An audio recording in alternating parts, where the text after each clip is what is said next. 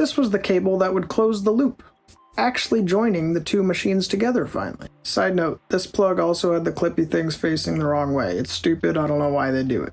But with this cable in place, and both pieces of the machine finally receiving power, we could turn everything on and see what happens next. Well, full send.